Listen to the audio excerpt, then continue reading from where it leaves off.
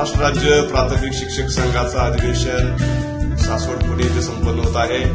सासवड पुणे येथे संपन्न होणाऱ्या अधिवेशनाच्या संदर्भात तातडीने राज्य कार्यकारिणीने काही जिल्हा स्तरावर तालुका स्तरावर सूचना पोहोचलेली आहे। माननीय शरदचंद्रजी पवार यांच्या सासवड येथे येण्याची वेळ 9:30 वाजताची आहे। त्यामुळे कार्यकर्त्यांना आवाहन करण्यात येत आहे की सगळ्यांनी 9:30 वाजता ठीक त्या ठिकाणी यावं। या संदर्भात उस्मानाबाद जिल्ह्यातील काही पदाधिकारी काय म्हणतात आपण बघूया। राज्य प्राथमिक शिक्षक संघाच्या आत्ताच आलेल्या सूचनेनुसार दिनांक 2 मार्च रोजी होणाऱ्या शिक्षण परिषदेच्या वेळेत बदल झालेला आहे।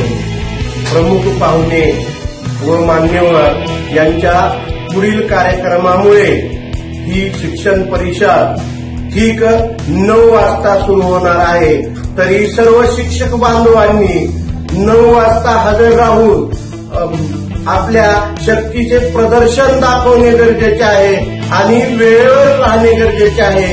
ही महाराष्ट्र राज्य शिक्षक संघाच्या वतीने नम्र विनंती। परिषदेनिमित्तानं मोठ्या प्रमाणावर वातावरण झाले आहे। उस्मानाबाद जिल्ह्यामध्ये नेमकी परिस्थिती काय आहे सांगत आहे उस्मानाबाद जिल्ह्यातील शिक्षण परिषद सासवड पुणे या ठिकाणी माननीय तांबारे सरांच्या नेतृत्वाखाली सदरील कार्यक्रम होत आहे।